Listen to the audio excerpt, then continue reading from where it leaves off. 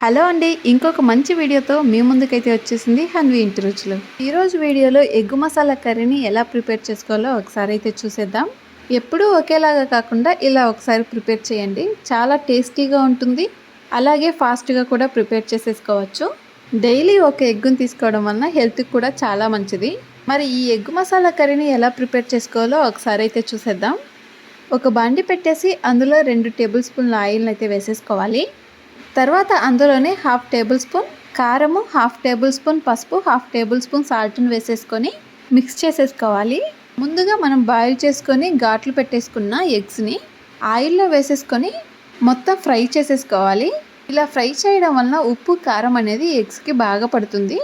ఈ ఎగ్స్ని 1 మినిట్ వరకు బాగా ఫ్రై చేయాలి. ఎగ్స్ పైన ఉన్న లేయర్ అనేది గోల్డెన్ కలర్లోకి వచ్చేస్తుంది. ఇలా ఫ్రై చేయడం వలన ఎగ్ కర్రీ అనేది చాలా టేస్టీగా వస్తుంది. ఎగ్స్ని ఫ్రై చేయడం కంప్లీట్ అయిపోయిన తర్వాత బాండీ నుంచి సపరేట్ చేసేసుకొని అదే బాండీలో 1 స్పూన్ ఆయిల్ని అయితే వేసేసుకోవాలి.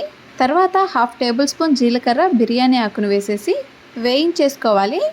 అదే బాండీలో ముందుగా కట్ చేసి పెట్టుకున్న టమాటా, ఆనియన్స్, పచ్చిమిర్చిని కూడా వేసేసుకొని 1 మినిట్ వరకు ఆయిల్లో వేయించేసుకోవాలి. అందులోనే 1/2 టేబుల్ స్పూన్ సాల్ట్ని వేసి మూత పెట్టేసి 2 నిమిషాల వరకు బాగా మగ్గనివ్వాలి. తర్వాత మొత్తం ఒకసారి కలిపేసుకొని టమాటాస్ సరిగ్గా బాయిల్ అవ్వకపోతే మళ్ళీ మూత పెట్టేసి 1 నిమిషం పాటు మగ్గించుకోవచ్చు. టమాటాలని మగ్గించుకునేటప్పుడు వాటర్ ఏమీ పోయాల్సిన అవసరం ఉండదు.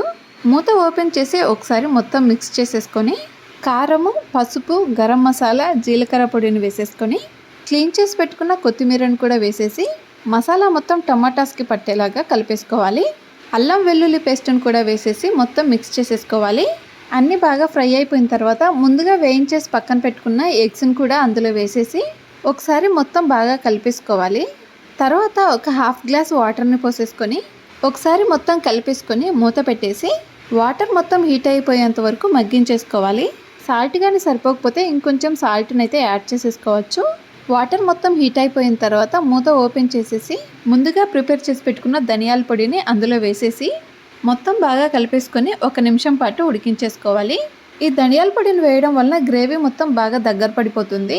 ధనియాలను వేయించేసుకొని కొబ్బరి, వెల్లుల్లిని వేసేసి మిక్సీ పట్టేసుకున్న ధనియాల పొడిని ఈ ఎగ్ కర్రీలో యూజ్ చేసేసుకుంటే టేస్ట్ అయితే చాలా బాగుంటుంది. రెడీమేడ్గా దొరికే ధనియా పౌడర్ కన్నా ఇలా ప్రిపేర్ చేసి పెట్టుకున్న ధనియా పౌడర్ని యూజ్ చేసుకుంటే కర్రీస్ అనేటివి చాలా టేస్టీగా ఉంటుంది. మసాలా మొత్తం దగ్గర పడిపోయిన తర్వాత సర్వ్ చేసేసుకుంటే ఎంతో టేస్టీగా ఉండే ఎగ్ మసాలా కర్రీ అయితే రెడీ అయిపోతుంది. రైస్లోకైనా చపాతీలోకైనా చాలా టేస్టీగా ఉంటుంది.